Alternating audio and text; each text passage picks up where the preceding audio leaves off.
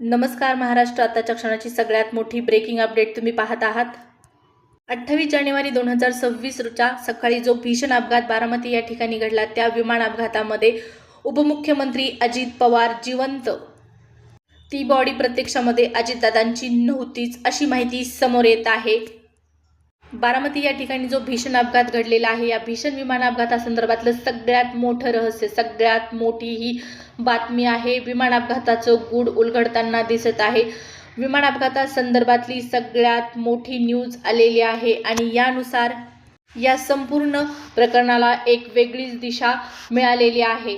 सध्या चर्चा सुरू होत्या की महाराष्ट्राचे उपमुख्यमंत्री अजितदादा यांचा घातपात झालेला आहे, परंतु आता अशी एक माहिती समोर आलेली आहे ज्या माहितीमुळे नक्कीच तुम्ही हादरवून जाणार आहे। महाराष्ट्राला हादरवणारी ही घटना आहे, महाराष्ट्राला हादरवणारी ही बातमी आहे।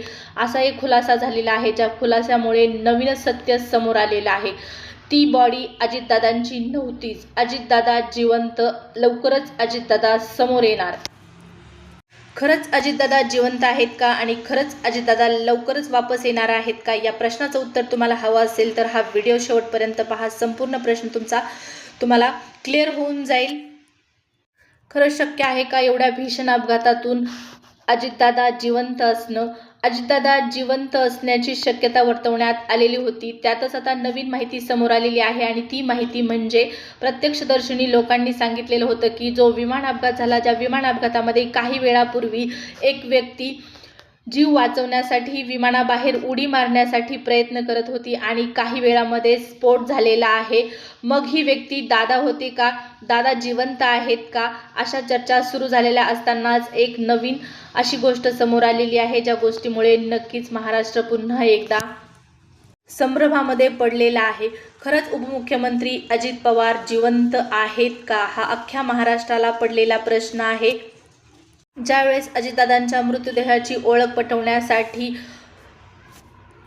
त्यांच्या हातावरील घड्याळ मदत केली घड्याळाने, असं सांगण्यात आलं। शेवटपर्यंत अजितदादांची साथ घड्याळाने सोडली नाही, अशा बातम्या व्हायरल झालेल्या असतानाच आता असा एक पुरावा हाती आलेला आहे, ज्यामध्ये सांगण्यात आलेलं आहे की अजितदादांच्या हातावर घड्याळ नव्हतंच। अजितदादांच्या मृतदेहाची ओळख त्यांच्या हातावर असणाऱ्या घड्याळामुळे झालीच नाही, तर अजितदादांच्या मृतदेहाची ओळख ही झाली होती, ती म्हणजे त्यांच्या शर्टच्या कपड्यावरून, त्यांच्या कुर्त्याचा कपडा त्यांच्या हातावरती घड्याळासारखा त्या ठिकाणी चिटकलेला दिसला होता आणि त्यामुळेच अजितदादांच्या मृतदेहाची ओळख झाली असं सांगण्यात आलेलं होतं। त्यानंतर पहा, अजितदादा जिवंत आहेत या चर्चांना उधाण आलं। मग या चर्चा सुरू का झाल्या? अजितदादा जिवंत आहेत का, असा प्रश्न लाखो अजितदादांच्या चाहत्यांना पडलेला आहे। आणि या चर्चांना सुरुवात कधी झाली, तर ज्यावेळेस अमोल मिटकरी यांनी दादांच्या मृतदेहाची बातमी ऐकल्याच्या नंतर बारामतीमध्ये त्यांनी एक स्टेटमेंट केलं की ही बॉडी अजितदादांची नव्हतीच, ही बॉडी अजितदादांची नाहीच, बारामतीकरांना काही कळत नाही,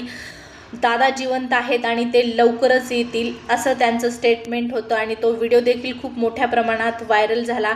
आता पहा, अजितदादांच्या जिवंतपणाची जी कहाणी आहे, खरंच हे सत्य आहे का, तर या ठिकाणी फक्त ही अफवा आहे, याला कुठलीही सत्यता नाही। अजितदादा एवढ्या भीषण अपघातातून जिवंत असणं शक्य नाही, कारण पहा, अक्षरशः मृतदेहाची दुर्दैवी त्या ठिकाणी अवस्था पाहण्यास मिळालेली आहे, असं प्रत्यक्षदर्शींनी लोकांनी सांगितलेलं आहे।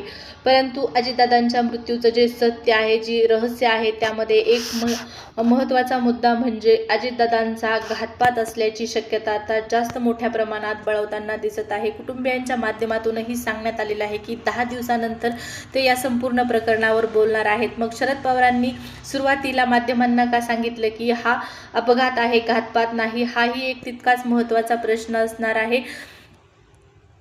आणि अजितदादा जिवंत असल्याच्या बातम्यांना उधाण आलेलं होतं, ते म्हणजे अमोल मिटकरी यांच्या स्टेटमेंटमुळे।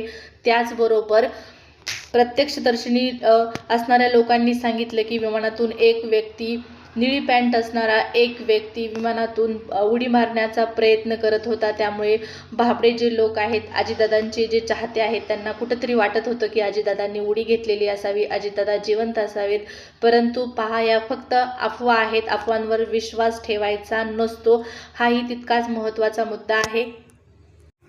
आता एक मोठा प्रश्न अनुत्तरित राहतो, तो म्हणजे अजितदादांची जी भीषण विमान अपघातामध्ये दुर्दैवी निधनाची बातमी आली, हा विमान अपघात केवळ अपघात होता की घातपात होता?